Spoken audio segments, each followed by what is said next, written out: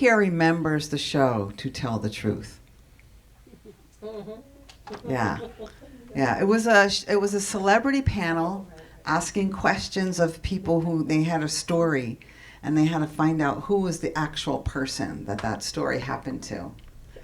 I don't know about you, but have you ever felt that way in your life? Like, how did I get here? Like, what happened? How did I get here? You know, yesterday was amazing for me because to see all of these people being who they came here to be, telling the truth, their truth, showing up, shining their light. It was amazing. And what I kept coming back to is it can't just be now that people have felt this way. For years, people have felt this way and never had anywhere to go. Couldn't be the truth of who they are. Couldn't be their honest selves. It kind of broke my heart. And at the same time, I was like, wow, we get to experience it now, though. And also at the same time, what's very interesting for me is how many times I felt uncomfortable. Because, like, for example, there were 3 men who appeared as men to me, and they were reading the sign, and I said, "Gentlemen." And just as the words came out of my mouth, I'm like, wow, what if they don't go by men? What if they don't go by that? And I was like, and I felt myself kind of like shut down, and then I'm like, wait a minute. I went to Johnny, he's like, we're all learning. It's okay. We're all learning. I was like, thank you, Johnny. You know, and I thought about it, I'm like, okay, so next time I say gentle beings, gentle people, you know, like just being more generic about it and being more conscious of what I'm saying to other people. So I had written this talk before yesterday happened, but I'm still going to go ahead because I prayed on it and said, do I need to change the talk based on yesterday? And what came through is, no, just talk about how you felt about yesterday. And it was really pretty moving to me to be there and to experience all of these people. So as we said in both what Deb had said and what I had said earlier in the meditation, our words are powerful. It is why we have to be very careful about what we say. It's our power of power. It's where our voice box is. It's what we say is what we create. Today I want to talk about telling the truth, the spiritual truth of who we are, like how Kenneth sang about that. I started out with Don Miguel Ruiz's 4 agreements, and he talks about being impeccable with our words. And he said everything we do is based on agreements we have made. Agreements with ourselves, with other people, with God, with life. But the most important agreements are the ones we make with ourselves. In these agreements, we tell ourselves who we are, how to behave, what is possible, and what is impossible. One single agreement is not such a problem. But we have many agreements that come from fear, deplete our energy, and diminish our self-worth. So from the time we are born until the time we're 6 years old, we have no filter. So whatever our parents or our community, wherever we were, we took that in. And those are the agreements that we made from that point on. And then at some point, we decide to look at those agreements and say, are they working for us? At least I did anyway. But whatever belief system arises in our family and our culture, we simply accepted as true, and we agreed with them. So beliefs in scarcity or lack or abundance or health were downloaded to us. And we agreed to a lot of things that aren't really truth, right, with a capital T. Our work in spirituality is to discover and uncover what is in our minds and discard what no longer works for us, and to recover and come back again to the person that we came here to be, the truth of who we are. Whenever you are aligned with something that is untrue, it's sapping your life energy. Our responsibility is to release the old agreements and take on new ones. But we first must become aware of what those agreements are, right? So the first agreement is to be impeccable with your word, because it's the power that we have to create. It's the gift from the highest part of ourselves. To take responsibility and not judge or blame yourself or anybody else. We have the power to speak something into existence, and we have the power to give it a name. In Genesis, it says, God said, "Let there be light," and there was light. He spoke it first, and then it was. In John 1:1, it said, "In the beginning was the Word, and the Word was with God, and Word was God." So every time we speak, we're speaking the Word of God. And in Unity, we know that, right? We talk about that every week after week. And we can use our words to create more of the life we want to be living. Or we use those words to create the more of the life that we have that we might not necessarily be so thrilled with. So, would you agree that practicing being impeccable with your word is possibly a good place to start, right? To become aware of what exactly you're saying.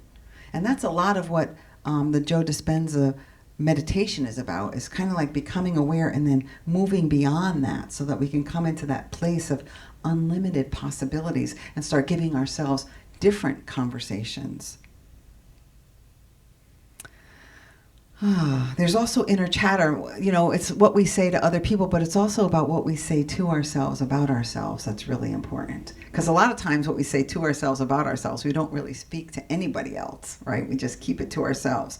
So it's about the awareness, and then the intention, and then the transformation. The Buddhists would say right speech. And they're not talking about right and wrong. They're talking about be impeccable. Make sure your words are mindful and that they're putting you in the direction of where you want to go. We actually spend more time choosing our clothes than we do on how we communicate. Our words have the capacity to create deep bonds, but also to sever bonds. So maybe start with, not criticizing or not complaining for the next month. Becoming aware of when you criticize or complain about anything, whether it's the traffic or the weather or the price of gas, anything. Our words truly set us free or they enslave us. When we become mindful of what we are saying, that awareness will take us into our intention. So listen to your body. Feel your body. Like as soon as those words came out of my mouth, I felt this awkwardness in my body. And I had to say something to somebody like, what do I do with this? Thank you, Johnny. If you have a gut feeling about something, Gabe and I were talking about this week, about something that was said and the gut feeling and saying it anyway. Like, no, honor the gut feeling and see what that gut feeling is telling you. We are told to tell the truth all the time, but we can also tell the truth in a way that's not going to hurt somebody, right? I learned that a long time ago because I would always shoot from the hip. I felt I was telling the truth so I could say whatever it is. It's like, I think Gabe's son was the first one who was like deer in headlights when I said it to him. He was honest. He couldn't keep it from him. He was like, I said, oh God, what have I done? And I justified it by saying, I was telling the truth. It's like, no, didn't work. So I have to hold myself accountable for what I say and how I say it, right? Ask myself, is it any of my business to say anything? That's the first one. Is it any of my business? Is it my intention to be snide and snippy and hurt somebody? No, never. But sometimes that's the reaction that happens. It's not the response. I can respond when I take a moment to think about what I'm going to say. To think about, okay, why would I want to be snippy right now? What just got tapped in me that makes me want to respond that way? Pay attention to what you say after the words, I am. It's important. I am broke? No, we're not broke. None of us are broken, right? I'm feeling like I'm broken. That might be a little bit more appropriate. I'm sick. I'm feeling sick. Because I am is the word of God. I am that I am, right? So be careful about what you say after I am. It may take time. There's a process of releasing old beliefs and old agreements. But when you do, you'll realize you'll see a difference in your life. So watch what you say, because children and the child within you, the divine potentiality, is listening. What we teach at Unity is not all of the pain and struggle and conflict out in the world. That's not who we are. It's not the truth of us. There is a way to into the gate to re-enter the garden. And the Garden of Eden is the place where we know that we are all one. And we get to experience that. Jesus said the kingdom of heaven is within us. It's within us. Today we're talking about telling the truth, the spiritual truth of who we are and what we are. The kingdom of heaven is within us. When we consciously connect with that indwelling presence, the Christ mind, when we begin to believe what Jesus said, greater things will be done by those who come after me. You are the light of the world. You are the light of the world. You are the light of the world. We're all the light of the world. We have the potential to rise into this consciousness, to live from that place of truth. This moves us towards the past of the Christed one that is in each and every one of us. It is that place that we begin to manifest, to demonstrate a different order of reality in our lives. This is where our prosperity teaching comes from, our healing comes from. It's getting back to the garden, getting back to the deeper truth before our conditioned mind told us a lie about who and what we are, our conditioned mind. It reminds me of the old married couple. For years, the woman, the wife, was saying to her husband, please put the cap back on the toothpaste when you're done. Please put the cap back on the toothpaste. Didn't do it for years. Finally, one anniversary, he says, I'm going to put the cap back on the toothpaste. So he does. And he's expecting that she's going to say something. Well, after about, a couple of days, she said to him, when did you stop brushing your teeth? Was that a conditioned response? She wasn't expecting that he was going to put the cap back on the toothpaste after all those years. When do we do that? When do we do that? We react from that place of conditioning rather than being open to what the possibility is of the change in front of us. And sometimes the change in front of us is just that we've taken our blinders off. Because what we believe is when we've asked for something, when we desire something, it's here. We just have to raise ourselves to that vibration, to see it, and to let it in, to receive whatever it is that we want. There's a relentless power within us that constantly extends the invitation to be the truth of who we are. That relentless power is asking three things of us: our expression of authenticity, our vision, and our creativity. This brings us back to the garden, being authentic, like the innocence of the baby, before any of life's lessons, parents' lessons, ancestral pains gets passed on and embedded into our consciousness. Back to that place. In a book titled In How to Know a Person by David Brooks, he says, pain that is not transformed is transmitted. So our parents who were not able to transform all of their pain, it got transmitted to us. Whatever pain that we don't transform gets transmitted to other people. Depressing thought, but it can be an empowering thought. It's the path of evolution and the path of becoming. We will never be perfect, but know that in every point of pain is an invitation to wholeness. I don't know what your biggest problem is right now, but it could have you going, right? And instead of seeing it as something that you just want to push away, choose to see into it, into the deeper reality. Say to yourself, there's gold here. What is mine to see here? What is mine to do? What is the Christ seeing here? How can this help me transform? It will lead me back to the garden, back to the truth with a capital T of who I am. But we carry around these conditioned thoughts that we inherited about who we are. We have to see beyond the perspectives of the world to see the truth of who and what we are, where no harm has been done by or to us in the spiritual realm. This is the authenticity that I'm talking about, that we have to tell the truth about our human experience to get to that kind of authenticity. So example, when I'm ready to snap, when I'm ready to be snippy, I have to stop myself and say, what's really going on? And then even share that, right? In the 12-step program, the first step is, oh my God, I just went out of my mind. We admitted we were powerless. So anywhere that we can bring that kind of honesty to our life, it's going to help us get to the Garden of Eden again. There's great power in telling the truth about what happened at the human level. This opens us to finding the deeper truth. It opens us to freedom. And next we need vision, to see who we really are. You are more than you think you are, friend. You are more than you think you are. Vision is about discerning essence that goes beyond form. It's about sensing into the more that I am seeing and experiencing. Two people can be looking at the exact same thing, but seeing two very different realities. The objective reality of what we are seeing is not the objective reality. It is just about what we are seeing based on our perspective.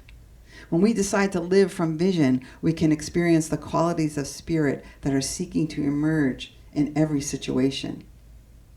In relationship, of course, I could speak of this because it's what I have done. Have you ever caught yourself not really honoring the person that you're with, but collecting evidence towards something that you've decided needs to be brought up? That's not objective reality. It's my perception. And I have to assess, what is my motive going on here? Why is it that I want to bring this up in that way? Michael Beckwith says, pain pushes until vision pulls. We begin to sense there is something higher, greater, and deeper, more meaningful than I have yet experienced, that is calling my heart forward. The pain will push us to that point until we are ready to admit, to open to change. This is the spiritual process. And then there's creativity. Until I got into my 30s, I thought I wasn't creative because I assigned creativity to artists and singers and poets. But creativity is what we are all about. From a spiritual perspective, when we are in the garden inhabiting the kingdom, when we are in our Christ mind, we have creative power, the same power that said, let there be light, and there was light, is within each and every one of us. We have the power to demonstrate new and higher forms in all our worldly experiences. We have healed our bodies, our finances, and we did it by bringing the garden mind to our daily lives with the creative power that is given to each and every one of us. There is more potential here than you know. We have the capacity to take what is here and create something expanded, meaningful, and deep. That is available to each one of us in our very lives. Authenticity, vision, creativity. There is more here than you know. The creative potential I am asking you all to know is to speak truth of God is here now. The divine creative intelligence is here now. I don't know what God is going to do with this mess, but I know God is going to do something with it. Jesus demonstrated this capacity to see more than what was objectively there with the apostles. He saw the humble, poor fishing men, poor people. He said, drop your nets and follow me. You are more than you think you are. I will make fishers of men, starting a worldwide movement, the largest religion on the planet.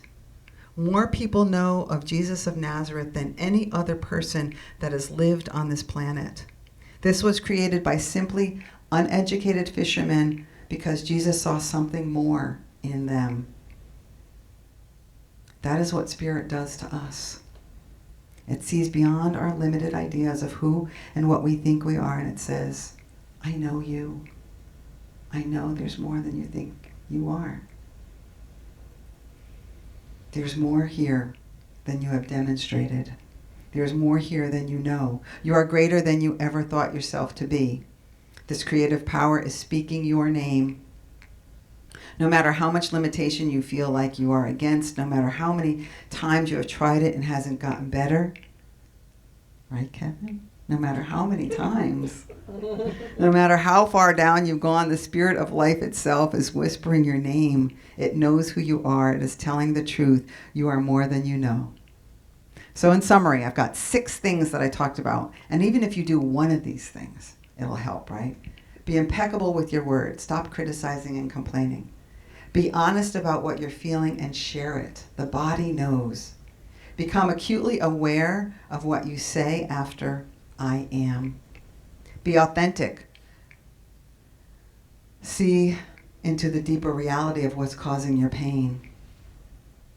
Have vision to see who you really are, seeing as God sees you, and create. Use this capacity to take what is here and create something expanded, meaningful, and deep. Thank you. I'm your sister in prayer, possibility, and potential. I love you, I see you, and I appreciate you. Until we meet again, know that you are blessed and a blessing.